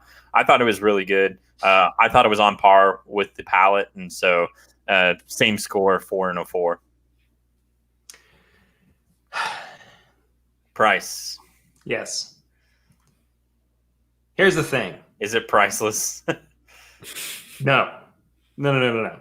We actually are reviewing the price on this one too. This was the best bourbon at the San Francisco World Spirits competition. Oh, okay. Barrel bourbon. The Barrel Bourbon Batch 21, 106.34 proof. Okay. Hey, look at us. You guys were really close on the proof. That's awesome. Yeah. We're really, really close on the proof. The distillery is undisclosed. It says distilleries in Tennessee, Indiana, and Kentucky. So probably Dickel, MGP, and I don't know, Heaven Hill, maybe in Kentucky. It's a blend of 10 to 14-year-old barrels, and the mash bill is undisclosed. It is, however, a $90 bottle of whiskey. Huh. That's up there. I think if you enjoy the tea note like you guys did, this is a bourbon that's worth it to you to pick up. Yeah. I don't. So this is going to be one I would pass on. However, I have had other barrel products that I think would be 4s, maybe even 4.5s across the board. So for that, I think price-wise, I'm going to give it a 3. And that's going to be a personal thing, not necessarily a specific for everyone. So sure. Yeah. I gave it a 4. I think it's a good price for what you're getting. I think it's really good. Yeah. I mean, it is a little more than what you would want to be spending, I suppose, but for what you're getting, it's nice. I have to agree with you, Kurt. I gave it a 4 as well. My final score was a 16.75 out of 20. So this for me is a recommend. I think that people should, if they can't get a bottle of it, I think that they should definitely try to get it at a bar. I mean, this is a unique bottle, I believe. Yeah, and that herbal note you do not get on very many bourbons, or like really not many. I don't want to say it's like the only one, but it's very unique in that sense. So I gave mine a 15.5. I'm at 13.5 on mine. Wow. Those are, I feel like, and it's not that far off, but it feels significantly different. Yeah, in terms of our score. We've built up that like 15 mark as like this is something fine, and I'm below it and you're above it, so it feels super split. Yeah. Yeah, I feel like it happens. When we have a 15 mark, like our 15 is like yes, this is good. This is really nice. You should definitely get this or find it or get it at a bar. And I would not often do we have a one that we go below it, because a lot of times we have bourbons that are just inherently, for our reviews anyway, higher than that 15. So it is interesting. Yeah. All right. Over. Sorry. I just. No, it's all good, man. It's all good. I was really excited for you guys to try this one because I was very fortunate to be sent samples from Aaron at the Barrelcraft Spirits group of folks, and I wanted you all to try this one. This was, so specific to the interests of bourbon consumers right now. I mean, yeah, it won best bourbon overall at San Francisco. So it only seemed appropriate that we took some time to talk about it. I really enjoyed being able to hear you guys talk about it in a blind setting as well. I think that's something that, and this is something that I've kind of enjoyed over the past few weeks too, is getting to see, how do you all respond without knowing what the bourbon in the glass is. And we might be doing this moving forward. It is fun, yeah. Yeah. Because it comes in with no notion of anything. Yeah. And I feel like we've done pretty well as far as proof. I think we've hit the proof on quite a few of these. There's been, as far as determining which distillery it is, I think we've like shot a lot of shots and maybe hit one or two. Sure.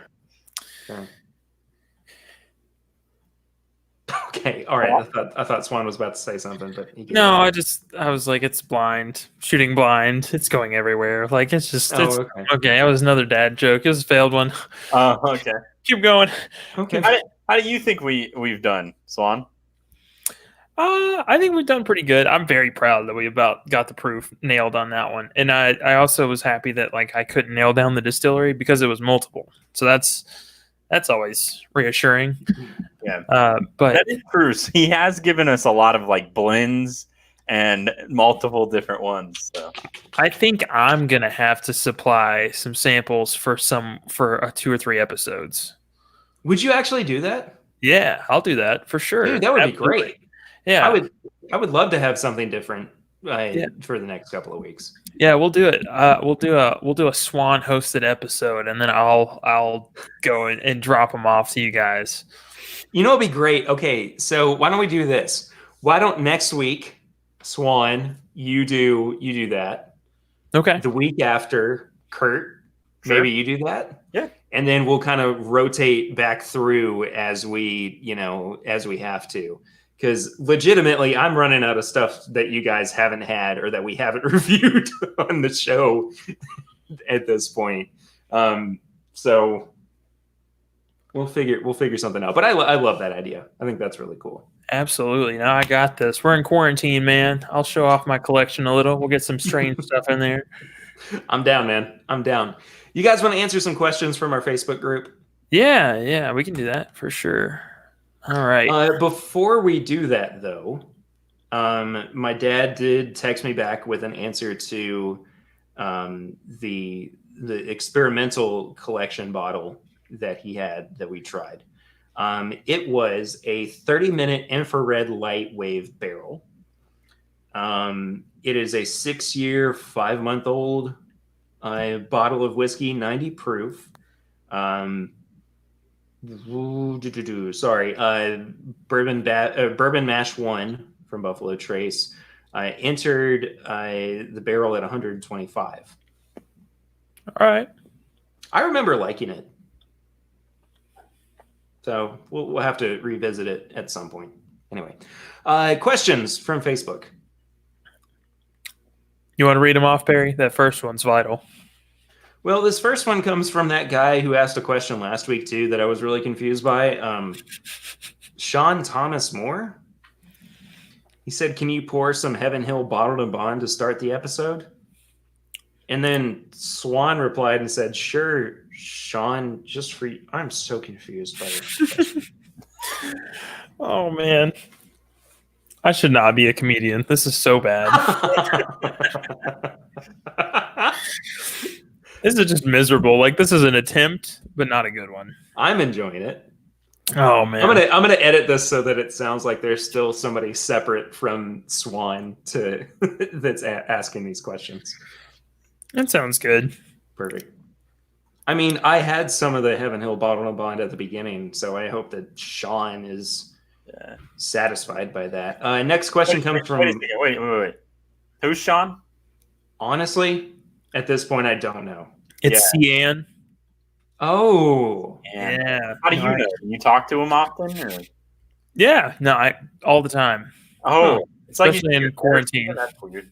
Okay. Yeah. All right. I see how it is. Yeah. I actually got called Cian today. It was great. Next question comes from Mike Steven. He said, quarantine finds. I know we aren't supposed to be technically hunting, but I feel like it's been so much easier to find some gems lately.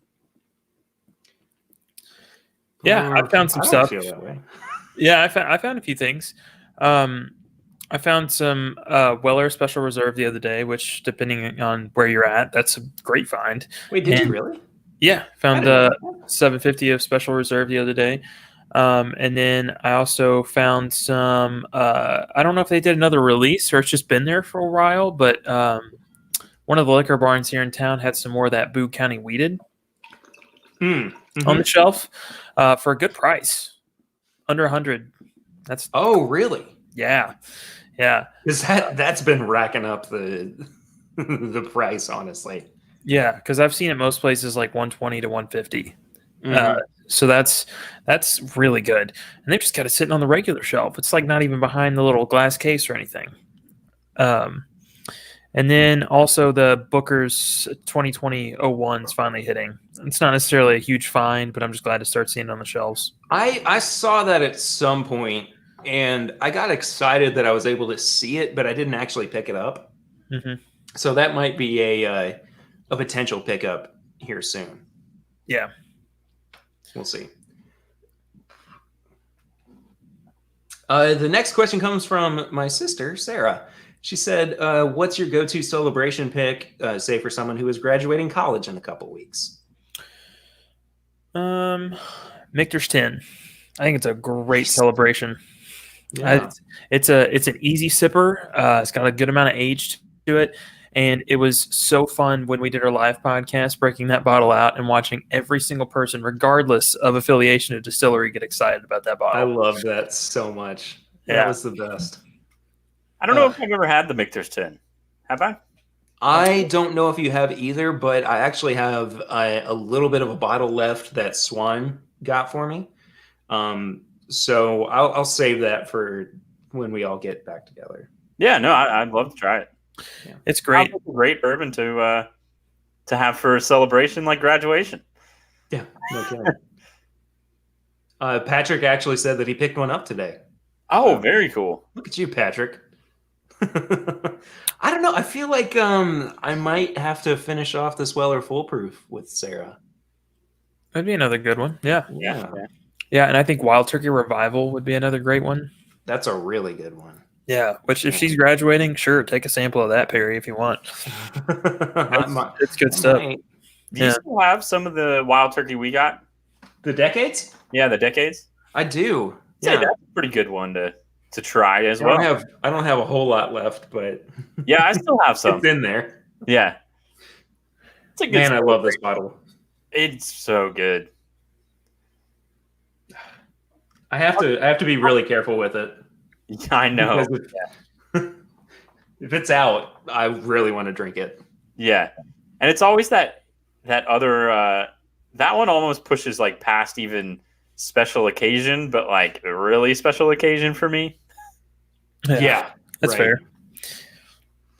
fair. Next question. Also, Patrick said that he actually picked up Granny's batch instead of the Michter's 10. So fair enough. Either way, Still excited. Tony Mercury, we never actually got clarification on how to pronounce your name. We're going to say it both ways from here on out, I guess. Or please let us know. He said, can I get a birthday shout out for my wife, Meredith? Absolutely. Happy birthday, Meredith. Yeah. Shout out. Birthday, Meredith. That was my shout out. Big shout out. It's a good one. It was a good one. The waveform is huge. I'm excited about that one. Yeah. That's a good one. It was okay on my end. Oh, okay. Maybe it was just me. All right. Well, either way, happy birthday, Meredith. Yes, happy birthday, Meredith. Next question comes from Eric Smith, who asks, Wolverine, Cyclops, and Gambit walk into a liquor store. What are each of them buying? Wolverine, Jack Daniels. Cyclops, Blanton's. Gambit, Sazerac Rye. Damn, you thought about that one. So those last two, I'm going to completely agree with you. I had Cyclops pegged for a Blanton's guy. Gambit, I'm going to go. He's getting Rittenhouse. He'll be fine with it. And then Wolverine, he's getting Wildcatter. Because it doesn't have that giant like big scratch mark on it. Oh, okay. Yeah. It's all him. Yep, he can have it. Wolverine, he's getting a Booker's. Ooh, I got high proof, rough around the edges. I don't mind that at all. Yeah, I don't mind that at all. Patrick Starkey asks, "Can you recommend places to get some good food and drinks in Lexington?"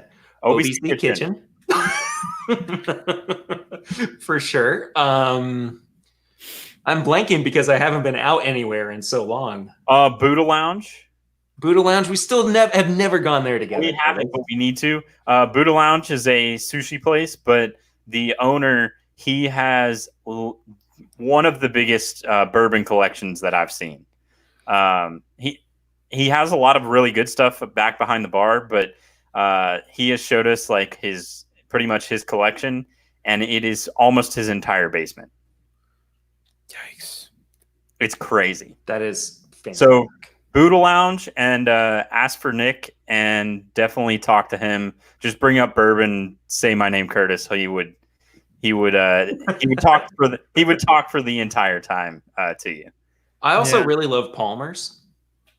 I don't know if you guys have ever been to Palmer's. It's out in Lexington Green. It's a seafood place for the most part, but it's man. Yeah, no, and what else? You got Goodfellas over in the Distillery District. That's always always good. I miss Goodfellas. Yeah. Hey, Meredith's in here now. Oh, hello, Meredith. So Tony said that we're getting close to the pronunciation, but he's going to keep us guessing. Is it Mercury? But that's the thing is that he said that we're close, but we're not there. So I'm wondering if it's a soft C. So Mercury. I don't know. We'll find out eventually. I'm gonna put it in Google Translate and then just translate it from English to English and just have it read it out loud, and that's what I'm going with, buddy. Our next question comes from Don Nishida. He said, "How did the three of you meet? Have you been friends since kindergarten?" No. Nope. we all three met independently of each other. Like Swan and I met because we had a 2D art class together. Yeah, 2D and 3D. 2D and 3D in college. Yeah. I met Curtis because he was in the same class of graphic designers as Lucy. And then Kurt, I don't know how you and Swan actually met. So I met Swan because we were first you were like, "Oh, dude, I know this bourbon finder. He calls himself the Bourbon Finder. His name's Swan." And you were like, "He has a bottle of, I think it was Weller 12 or something." And that is right. Yeah, it was Weller 12, and I was like, "Hey, Swan, random dude I don't know. Perry said you had a 12-year. Can I get that? And then we all came together and like, I think we recorded the first podcast, right? At my house. Yeah, we did a podcast where we reviewed the last 3 expressions of Rare breed. Rare Breed. Yeah. Yes. Yeah. And I was like, it was the first time I've ever met you, and I'm sitting on your couch for like 3 hours while we record. Yeah. And that was still at the time that Tanner was one of the main co-hosts as well. Yeah, I was just filling in for the week because I had I had the older expression of Rare Breed. Yeah. So that's how Swan and I met, which is actually perfect because it was related around bourbon and all of that. Kurt, which drawing class did we have together? Was it drawing 1? No, we had. Or did we not have drawing together? We didn't. It was painting 1. We had drawing together, Perry. We had 3 classes together. I knew you and I did, Swan, but I thought for some reason that Curtis and I had more than just that painting 1 class together. I think we only had painting. We had a history, maybe an art history class, maybe. I can't remember. Yeah, either way. At this point, it's all just kind of bled together. Yeah. I didn't take college very seriously. I remember I thought Swan was like, first off, I thought he was older. Like, I was expecting, for some reason, I was expecting like a 30-year-old kind of person. And I was like, oh man, I'm in deep because this dude knows a lot about bourbon. He's like getting all these bourbons that I've never even tried. Some I don't even hear about. And I was like, he's going to blow me out of the water here. I do remember so Swan left Eastern Kentucky University, and it was your sophomore or junior year? It was my sophomore year. So after that, we hadn't seen or talked to each other really for about a year. And, I was starting to get into bourbon and be like real serious about it and everything. And Swan and I were texting back and forth. Hello, Marie. We were texting back and forth. And he goes, oh, I know where to get a bottle of Elmer T. Lee. And that was the first and only bottle of Elmer T. Lee that I've ever owned. But we met up in the parking lot at EKU over by the art building. And we sat there and I gave you... It was the Lot B sample. I gave you, the Lot B sample. I remember that. That was... Yeah. So the Lot B sample, or the Lot B itself, was my first big bourbon purchase. That was the first time I'd ever spent that much on bourbon. Which even then, you got it in a drawing and paid like $70 for a thing of Lot B, which was I think it was like 80, 85. Still, that's a great price. Yeah. I'll never see that price again, I'm sure. No. But that being said, that was the first time that we had seen each other in like over a year, I feel like. And then everything just kind of escalated. Like he then started getting, you were like handing stuff off to me as well. Like that Elijah Craig barrel proof that we talk about all the time. That was what, 139? It was up there. Yeah. It was like 139, 136, something.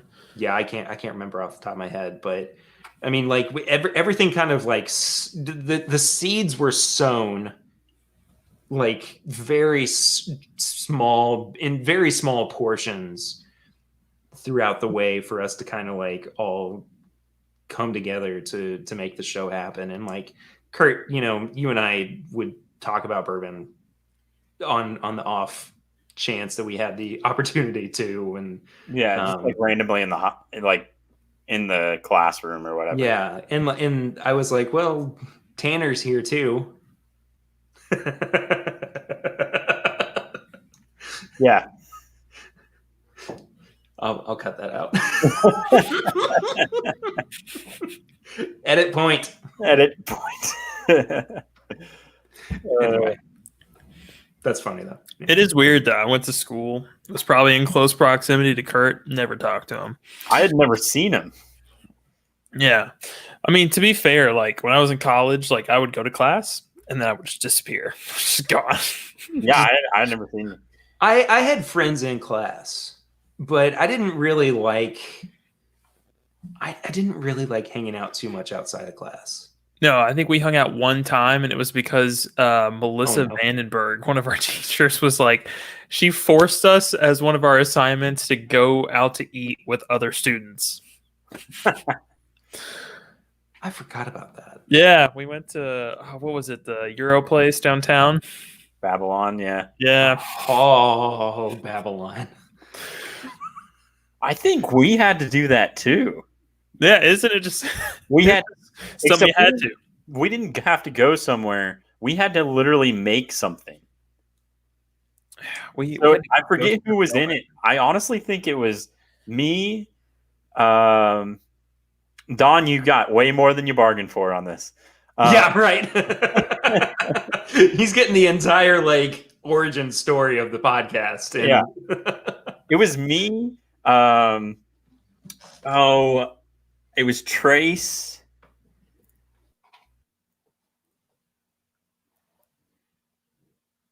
Do we lose Curtis? that, or he's really thinking. It's one of the two. I'm not. Nope. There he is.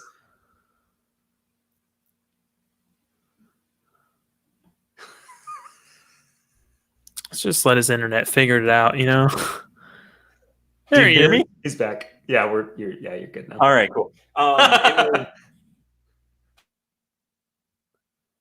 Oh, Oh. no. Somebody's downloading the entire Dragon Ball Z catalog in his apartment building right now. It's okay. Hey, Patreon, these are the steps that we sometimes have to go through to make sure that we provide good content for you. He's back. For now. Can you hear me? Yes, we Yeah. can hear you now. Keep going in and out. Okay. Whatever I was going to say, it was just people that in my class that I had to go. So anyway. I like how that fizzled out. Yeah. I think this next question we have is probably one of my favorites to come up on this. I don't even know how to wrap my head around this one. This is from Eric Black. Are you willing to dip an Oreo into your bourbon and eat it? If not, why not? I'll do it. Yeah, try I'll do it. Yeah. Even better, I'll dip some tagalongs in my bourbon. Why not? You know what would probably be good? A Thin Mint. Yeah. Oh, I can see that. I'd be on board with that. You can definitely see that. Yeah, absolutely. Why not? I'll be one of those people that just like takes Oreos and like breaks them in half, throws them in a giant bowl, and then instead of milk, I'll just pour a thing of bourbon in there. It's theoretical. Sure. Yeah. I'm all over it. I mean, I'll try. I feel like we need to individually try it this week. Come back together. It's the new This Is My Bourbon Podcast challenge. You know, with everybody's got those. Just dip an Oreo in your glass of bourbon. See Yeah, what I think happens. I think that's what. Okay, for everybody, not just us. Everybody on the chat, everybody on that listens, they should. The challenge for this week is to dip your Oreo in bourbon, and then come back and let us know what your thoughts are. God, that is the most quarantine thing I've ever heard. Instead of challenge coins, we're just dipping Oreos, which are roughly challenge coin like, into bourbon and eating them. Yeah, I'm excited sad. about this. Because I did have Oreos, and I really could have done it, but I already ate them all. So I just broke the screw cap on my Heaven Hill Bottled and Bond. Oh, you probably have another one somewhere. So. I don't know what to do. I'm just kidding. I'll figure something out. Anyway. Doesn't all matter. right. Eric Black has another question here. What is the furthest you have traveled from home?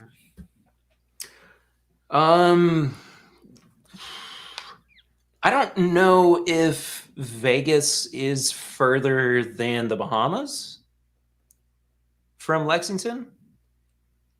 No clue. We're going Bahamas, right? Yeah. Well, he's looking at Boulder, Colorado. It's the furthest I've been. I love Colorado, man. Yeah, I just remember getting to the top of Pikes Peak and then like doing this where your head's just like sideways because it's so heavy. And I was like 8, so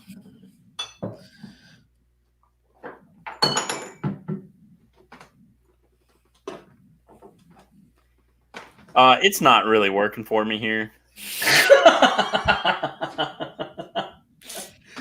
What? Your internet's not working, Curtis? Yeah. Literally, it says, can't find a way there. So, Well, did you tell it you were taking a car to the Bahamas? There's a bit of a gap in the middle. Oh. His internet can't find a way to...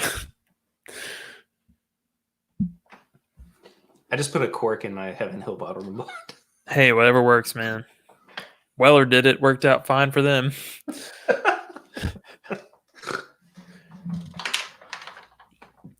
Trying to see if there's a better cork. Kurt, you're back. the furthest I've ever traveled is Hawaii. Oh, okay. Gotcha. All right, so the next question is from Greg Reynolds. Have you opened any bottles that you were saving during this quarantine? Yeah, I just opened one for this episode. Yeah. Thanks to John Thomas Moore. Yeah, what a jerk. I haven't really opened anything specifically, but I've dipped into some bottles that I thought I was kind of saving for more of a special occasion, namely the Little Book Batch 1. And I got into some 1792 225th the other day. Nice. So I did finish off, and I probably should have included this in what we've been drinking, but my Kentucky Owl Batch 1 Rye. Oh, okay. Yeah. That you got for me, Swan. That one's a good one, man. I love this rye so much. I'm really sad that it's gone now. Yeah, well, I mean, Dixon would tell you need to drink it. It's not for saving. So Absolutely. you got it from the source right there, man. Finish it and enjoy it. Kurt, what about you?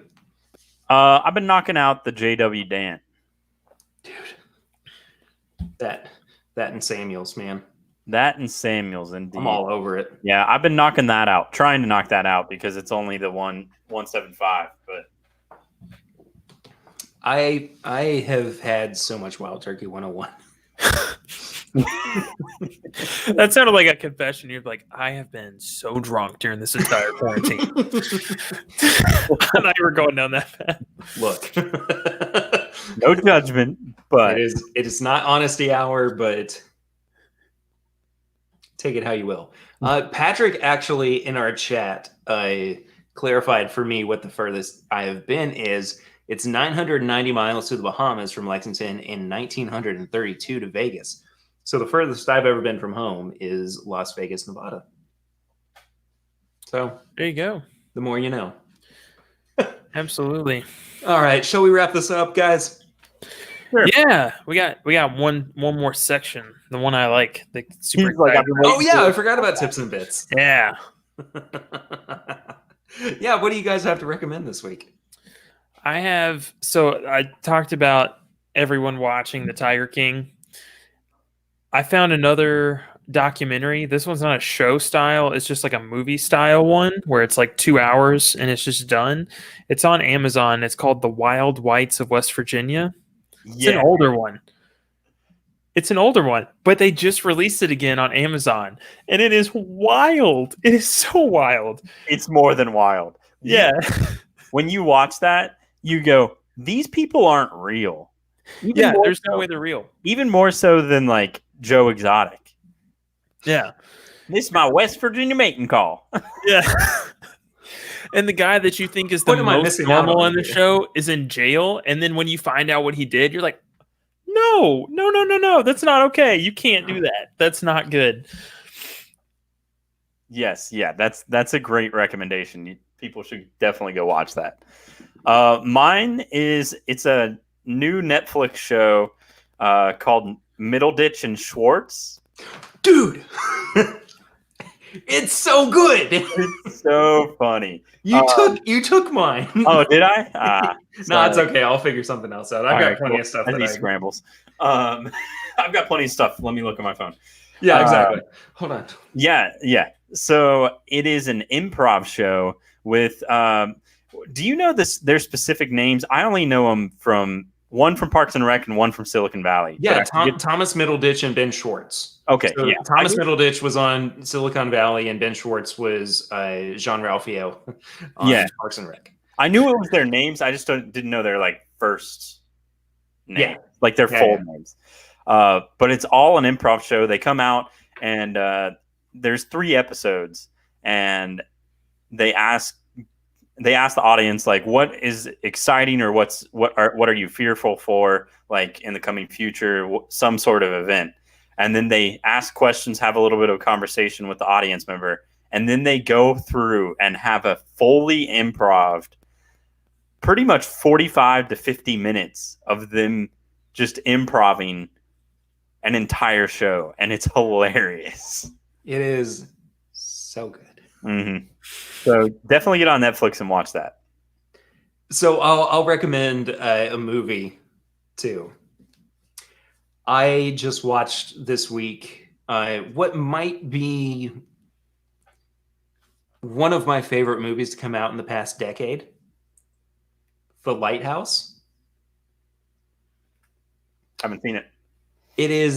It's a black and white film shot on like old style film in a camera with Robert Pattinson and Willem Dafoe. And it's about 2 guys who have they work at a lighthouse on an island. It's just the 2 of them. It's about basically their descent into madness. And it is beautiful. It is a wonderfully shot film. The acting is impeccable. There are storylines in it within storylines that, like, if you like solid answers at the end of movies, this one might leave you a little bit disappointed. But it is so well produced and well acted that I just like. I almost considered watching it over again after I finished it. That's always good. Yeah. I can't recommend that movie enough. I liked it more than Parasite. Wow. And I loved Parasite. So. I'll have to watch it. You should. You absolutely should. All right. I think that does it for this week's episode of This Is My Bourbon Podcast. Thank you guys so much for tuning in for yet another week. Guys, thank you for being here as always. Where can people find you on social media if they would like to do that? I'm on Instagram and Facebook at My Bourbon Finder. And you can find me on Instagram at KurtCon and Twitter, Kurt_Con15. And I am at PRitter1492 on all social media channels. The show itself is at My Bourbon Pod on Instagram, Facebook, and Twitter. You can also leave us a 5-star rating and review on the iTunes podcast app. We will be happy to read those out on the show. If you do leave one of those reviews, you can find all of our apparel and merchandise at bourbonshop.threadless.com. I think we still have a sale going on there at the moment, so you can go and check all that out. You can leave us a voicemail for our barrel ring segment at 859-428-8253. We'll be happy to listen to whatever it is you have to say to us and respond accordingly. You become a part of our Facebook group on facebook.com. You just search for This Is My Bourbon Group, and we will get you in there to have some really great conversations. That's where you can ask questions about or for the show, rather, that we answer on air like we have been doing on this episode. And then last but not least, patreon.com/mybourbonpodcast is where you can become a supporter of the show for as little as $1 a month. For as little as $5 a month, you get bonus content, like the bonus episodes that come out every month, the pregame chats that come out every week, the day before the main episode, some live streams, some hangouts, stuff like that. So you can go over there. Again, patreon.com/mybourbonpodcast is where you can keep the lights on in the studio. Curtis just did a shot out of a little sample bottle. Nah, it wasn't a shot. It was just the last bit of that. Oh, okay. Yeah.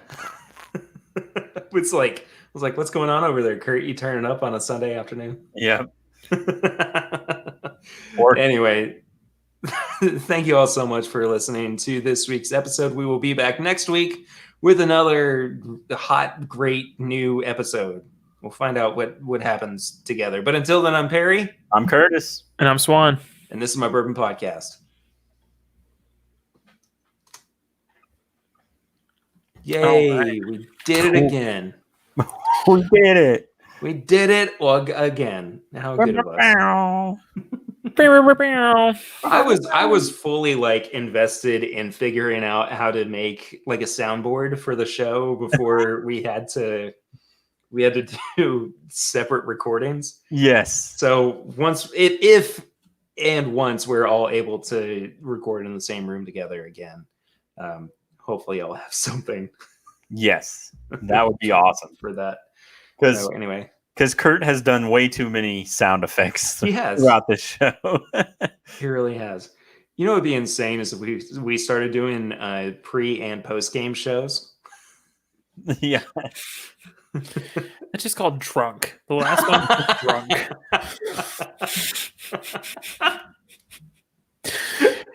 It comes out maybe. Yeah, it's called last call. Oh, that's actually really good. Yeah. Pre-game main show last call. Closing time. I actually kind of like that. Closing time. It's a shame I stopped recording. Anyway. All right, Patreon. Thank you all so much for watching us record this episode. And I guess we'll start doing this from here on out as much as we can. So, yeah. I don't know.